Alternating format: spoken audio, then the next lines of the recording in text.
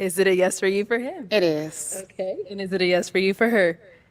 I'm going to have to say no.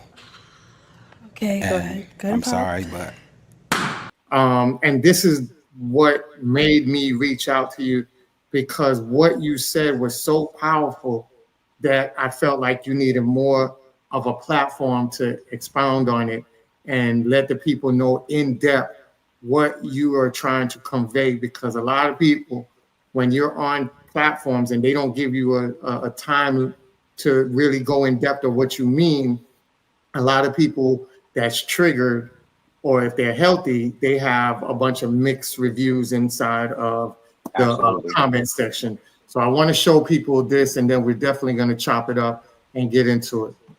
All right. We are down to 2 ladies. Ladies, any questions for him? Yes. Oh, they're ready. Yes. All right, we'll start here. Couldn't ask that question fast enough. Do you want more kids, or are you okay with the son that you have and, intertwining, I guess you could say, the lady's kids and your son? For me personally, I'm out the game. Okay. Those days, Same. Me too. me personally, I'm out the game. Me too. Okay. Okay. However, to entertain a woman's children would have to be a very tailor-specific situation. As we know, blended families can be very complicated. Absolutely. There are certain things and aspects, especially from the male's perspective, that have to be in order for me to even think to come into that position and insert myself. I agree 100% because my daughters are not allowed to meet every man that I meet or date, give my phone number to, etc. Like, those are my kids, and I protect my daughter. So I wouldn't expect you to be their stepdad next week. But, I mean, if we're talking long-term goals, potentially, I just wanted to know where your head was at with that. Fair. Okay? Any other questions?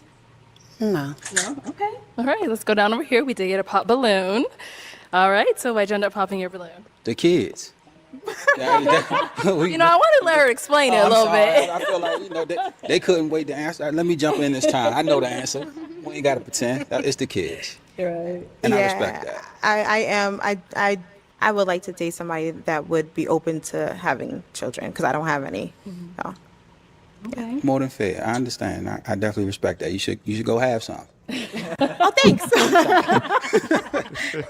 Yeah. I respect that. Outside of that, I don't have anything negative to say. Like I said, I'm cool. Okay. Yeah. Sounds good. Thank you. Thank you. Thank you. All right, let's head on back this way. I'm gonna have you scoot that way for me. Get on over there. Let me have you join us up here. Stand right on over here. So, do y'all have any final questions for one another? The distance, with you being in Miami, if things were to become possibly serious later on down the line, would you travel? How would traveling back and forth be for you?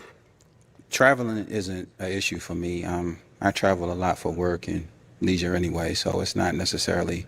It's just one curve, go around Right. one tree. All right, park. Okay. So no biggie. All right. Yeah. Okay. What about for yourself? Are you good? I do not have any other questions. Okay.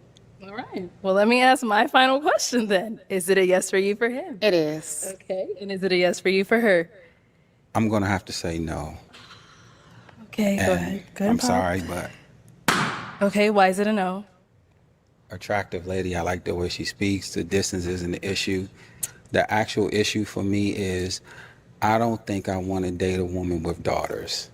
Oh. I don't. That can be a very Tricky thing, slippery. yep. And one daughter's 15, and that's I don't want to put myself in that kind of position. Not saying never negative. No, that's about your fair. kids, but there is risk that go along with that. There's certain things that come into that, and when you haven't been there and you don't have that established demeanor and rapport with the children, it can be problematic, and I don't think I want to insert myself in that. You're not wrong. It's better safe than sorry. Correct. Absolutely. I respect that. I respect that. Thank you. All right, I'll have you head on back over there. All right, well, thank you so much for coming on. Thank you so Unfortunately, much. that's all the balloons, but let's go ahead and give it up for him, ladies. Thank you, Take the mic. ladies. Thank you. All right, so Yo, listen here. So yeah, so Go ahead, and I'll shout chime in later. shout out to, I want to just say shout out to Arlette. She's doing a phenomenal job with Pop the Balloon, and shout out to her wonderful husband, BM. They're doing exceptional work behind the scenes, because when I'm at work, I also look at the catch-ups that Arlette does, and I also see certain situations that BM get with certain people, whether they have problematic issues and things like that, and he brings them on screen and hashes everything out so it don't escalate in real life. And I think for a man of that character, especially hearing a lot of things that he do behind the scenes to like speak life into men, give them good knowledge and direction towards marriage, because he's married to his woman. I thought that was presented as great leadership. So I love what they do for the platform. So I definitely shout out to them. Hey, BM, if you out there, you watching, hey, bring us all on, you know, bring Aaron on with us. Let us all have a 5-person chop up, man. I'll be right back. I wouldn't mind it at all. Yeah, it would be a great, great, great atmosphere of just intelligent brothers doing some great things. But I brought you on because of that, man. I think what you said was one of the most powerful statements that I've heard on Pop the Balloon. And it exudes so much intelligence and protectiveness that I think a lot of men don't realize and don't even focus, because they get so captivated by how a woman looks versus overall vision of the whole entire situation. So by you breaking it down a little bit of just saying, and like I said, you didn't have a long, it wasn't this long drawn out time that you had to explain into details and things like that. And I think, you know, being that it's just on spot, it's not like you had time to really lay out the explanation like that. So it came out a bit choppy. And I think a lot of people look at that and said, oh, well, he might not be secure around young girls. He might be a pedo. We've seen a lot of that in the comments. And we also seen a lot of women that said, no, I commend him for taking up a stance and being protective of the situation. I understand where he's coming from. So to see the mixed reviews of women, it was very refreshing to see that there was a counterbalance that was on the opposite side of being projected by trauma or personal issues that women had that were labeling you this so-called pedo because you wanted to put boundaries and protect yourself from something that might end up destroying your image and what you built so hard to build, and also, you know, your family. Everything like that can just crumble down with one decision. And that's why we talk about on here that every decision that you make, whether you're a man or woman, it will affect you in the long run, because whether you like it or not, you are a walking brand. You are a part of your parents' tree.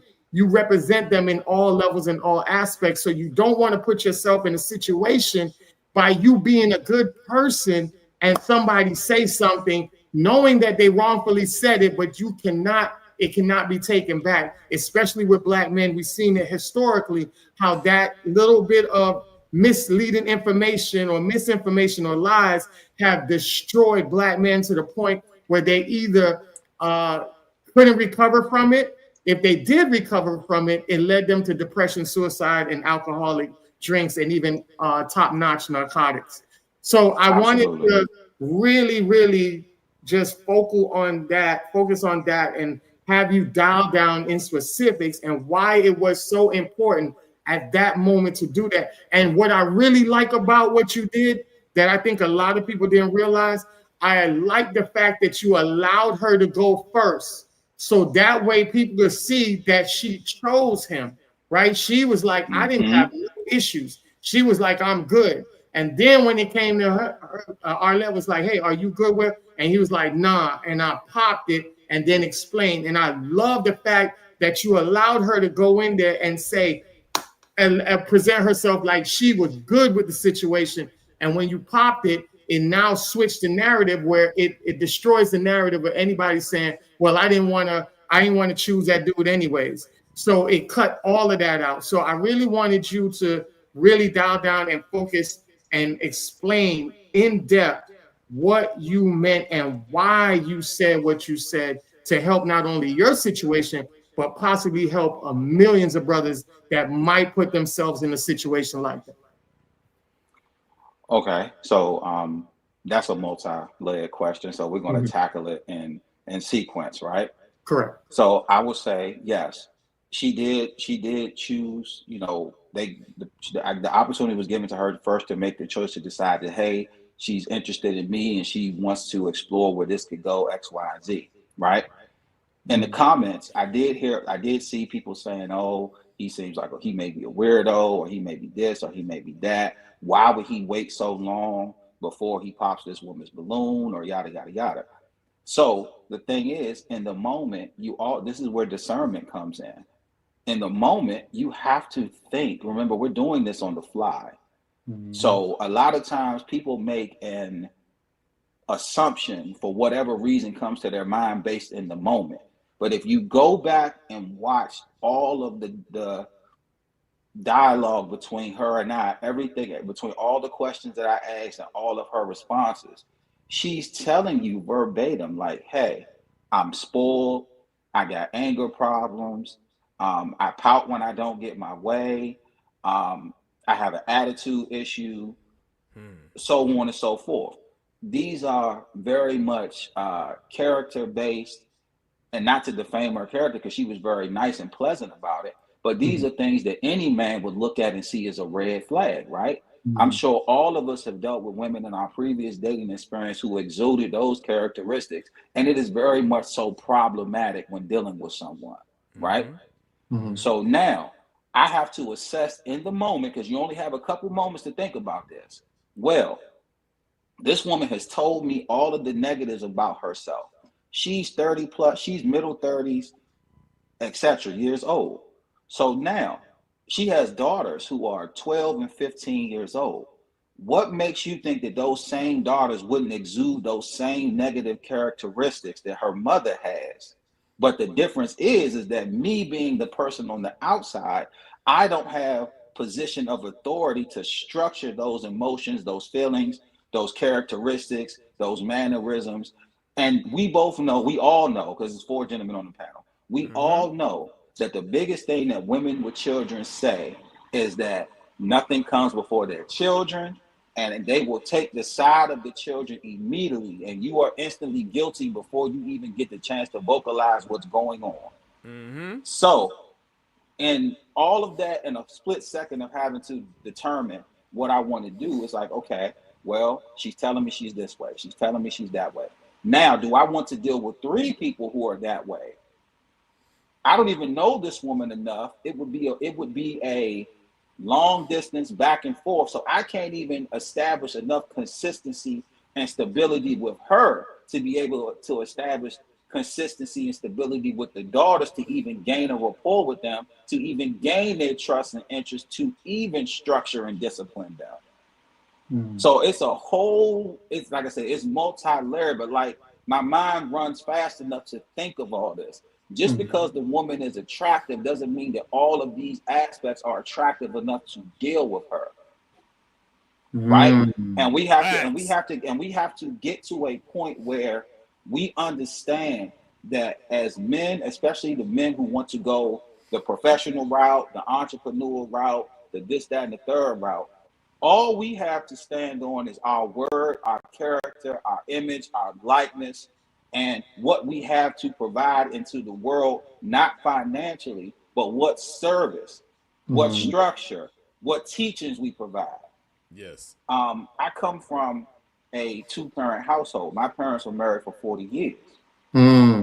My father was very much strict, disciplined, structure, all of these things. My mom was the counter of that. So they flowed evenly, and they had equal roles, but different, because men and women play different roles.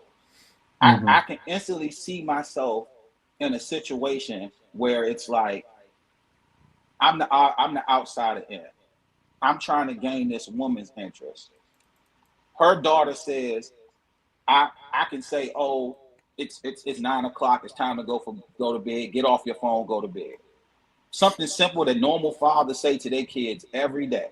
But because I'm the outsider in this situation, it's, oh, Aaron said something to me funny, or Aaron may have looked at me in a manner that made me feel uncomfortable.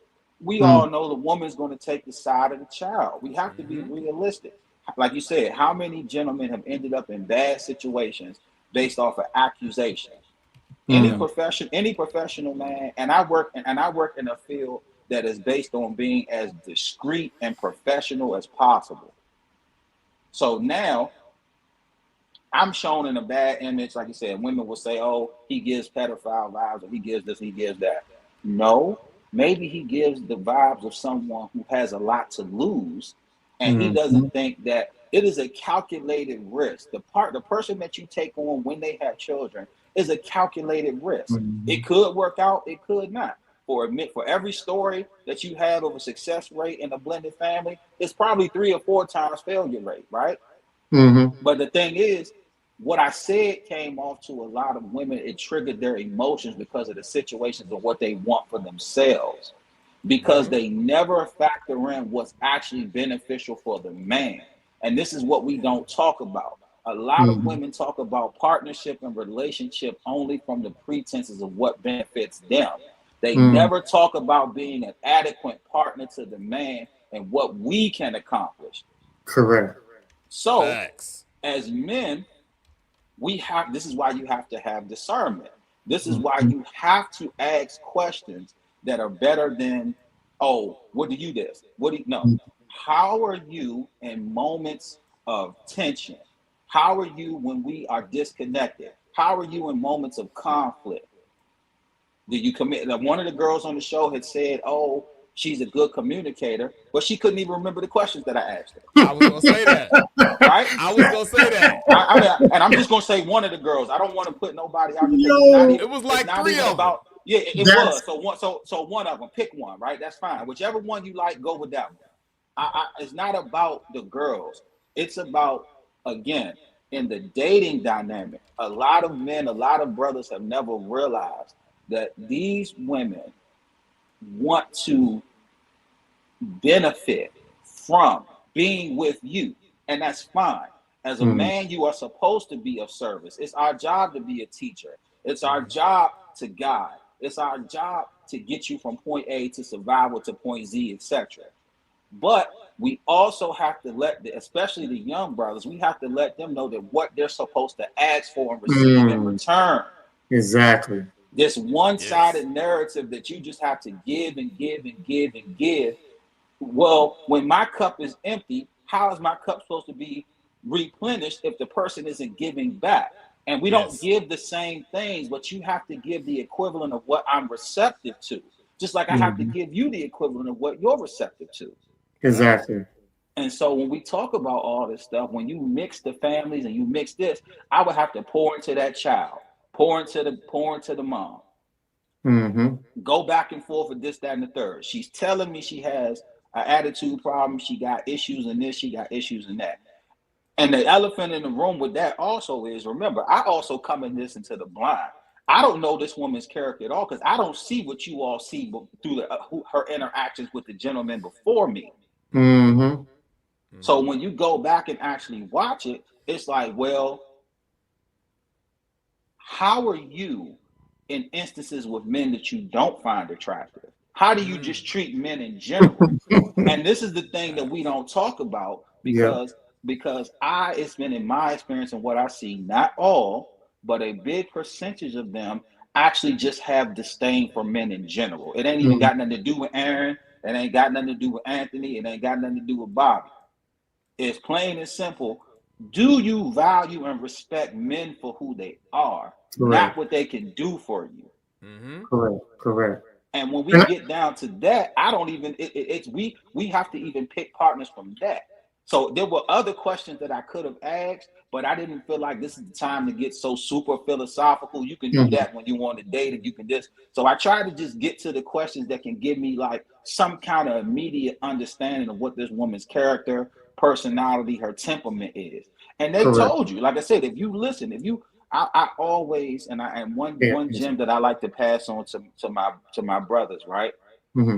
Friends, any gentleman that I come across, I believe wholeheartedly that when you decide to choose a woman that you want to deal with, you have to choose her as if you were a blind man. Because if you are blind, I cannot see you So the other intangibles have to speak to me so significantly well that I would still choose you no matter what you look like. Fire. Yeah. Fire.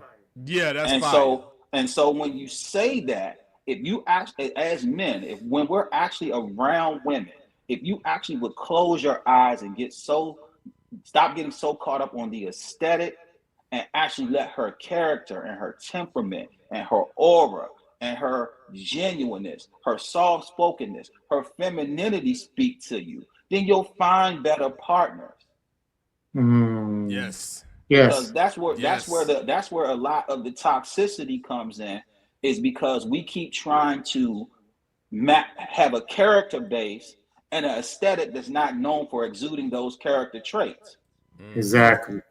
And I think Exactly. what we Cooking.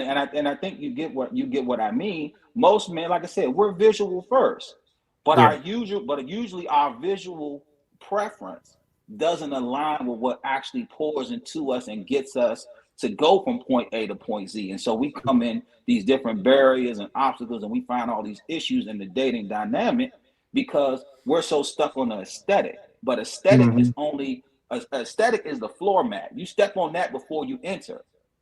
Right? Exactly. You step on that before you enter. Now, once you in the place, now all of your other attributes have to shine to get you to stay there. Yeah.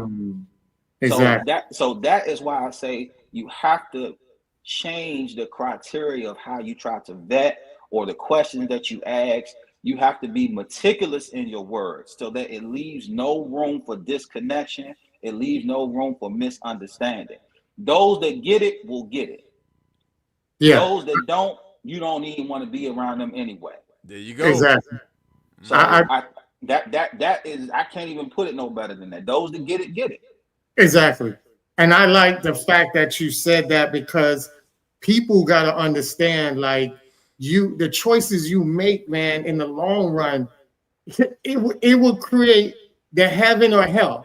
I know a lot of people think heaven and hell is, Absolutely. and I think a lot Absolutely. of people think that heaven and hell is when you die and you go to an No. unknown place. But No, sir. reality is your heaven and hell is right here on earth.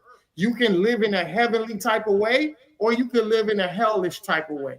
However you choose is based on your decisions of how you're living your life.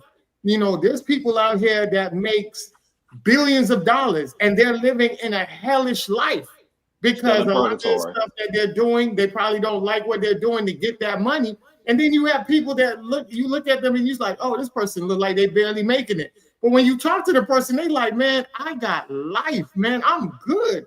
I am living in such a peaceful and harmonic life. Man, ain't nothing better than this. And you looking at them like, man, you crazy. Don't you want money? And they be like, no, money ain't everything, buddy. It's I give not. up. You got some people that say they'll give up their millions just to have peace of mind.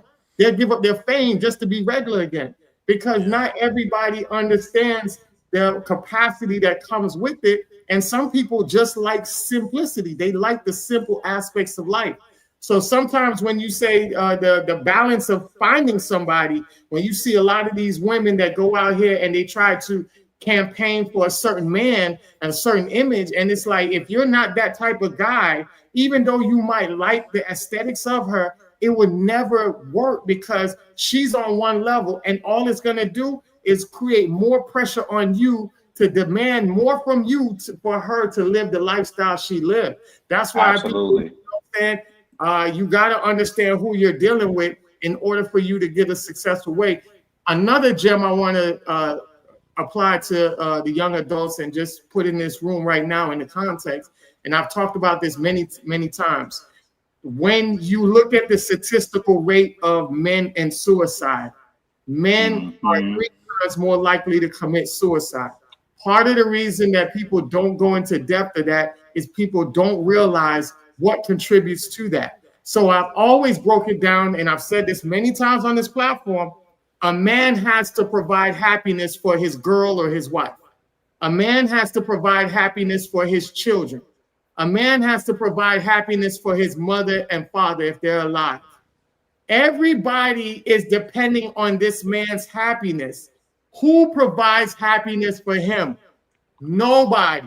I've had women say, "Oh well, I provide happiness." No, because he's the main source of everybody's happiness. You can't provide happiness to the main source. He's the main source that's distributing happiness. You can try to ease some of his, alleviate some of his tension or his responsibilities, but you cannot provide the happiness for that man.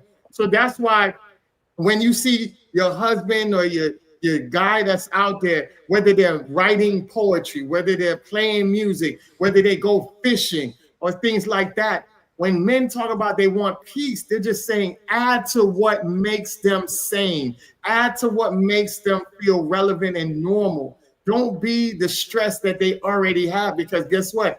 When they got to provide happiness for everybody that I just mentioned, they're still being stressed out by their employer, and they got to make sure they got to keep that person happy too in order for them to get their money so that they can distribute financial wealth throughout everybody else that generates the wealth of happiness from that man itself. So absolutely all the time, man, be very careful about how you deal with certain men. I even had a situation, and I'm gonna land my plane and give it to Major and Bobby so they could cook. But I'm gonna land my plane on this. I had a situation where I was going through it with my significant other, and I was providing.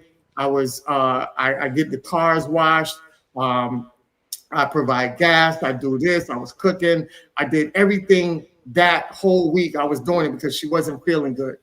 And I remember after doing everything, her car was $2,000 worth of mechanic work to it. I got it fixed.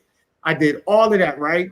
And I'm sitting back and I'm coming in from a hard days of work, and I'm laying on the couch, and because I'm in my phone and I'm not watching the TV with her, she gets mad.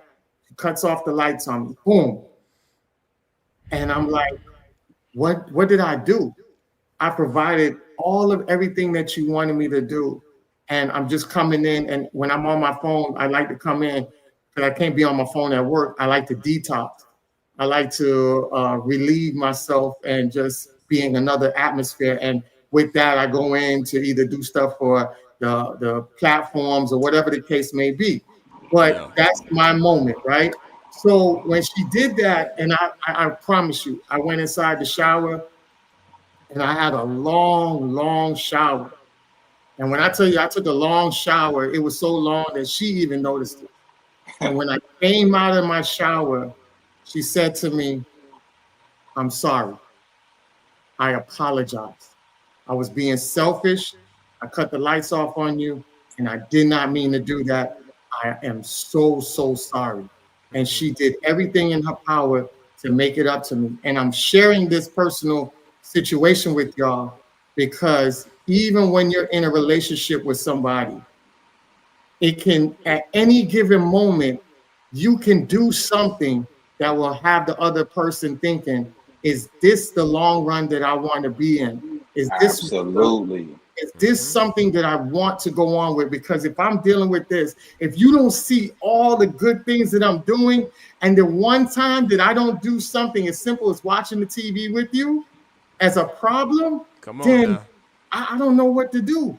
But I love the fact that she recognized what was going on. She took accountability and she did everything to make sure she never got back to that space. And I just wanted to share that with you because relationships aren't always this big picket fence with green grass. You're going to have moments. And you have to pick somebody with emotional intelligence. We both have emotional intelligence. I have it and she has it. But she had to use hers in order to save somebody that she prayed for. You see how powerful that is? So I want people to understand, don't get misguided and always pay attention to what's going on. And even when you're wrong, you so in tune with each other that you said, oh shit, something is off. Because this ain't his normal routine of going inside that shower. And I'll land my plane on that. So go ahead. Bobby Drake, you go, man. We ain't heard from you all night. Get him. We can't hear you now either. We can't hear you. You muted. On your mic. Maybe that's why. We'll give But Bobby Drake a second. Let me just yeah, get we in give it a real second. quick. Man, I couldn't do nothing but applaud that answer. I couldn't do nothing but applaud that answer because let me tell you, the level of emotional maturity and self-awareness and situational awareness that it takes to make that to give that response is stellar. You understand what I'm saying? There are so many brothers out here that get caught up in these type of situations where, you know, they basically got women walking them down on some accusations that they didn't even do anything. Mm-hmm. But because of the Mm-hmm. fact that you put yourself in this situation, Mm-hmm. Shannon Sharp, Mm. Diddy, Tyler Perry, I could go on all day. There's You so many of understand? them, man. There's so many of them. It's Recent, so many past. of them.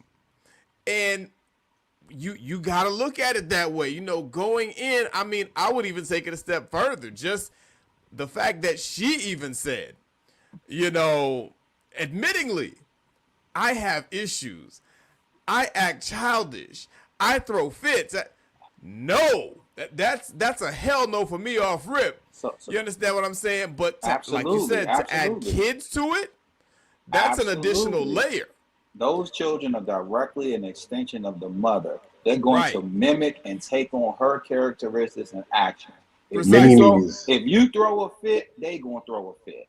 If you Exactly. this, that, and the third, they gonna this, that, and the third. Right. And the difference is that when you insert Aaron into the situation, Aaron can't deal with that from you or them.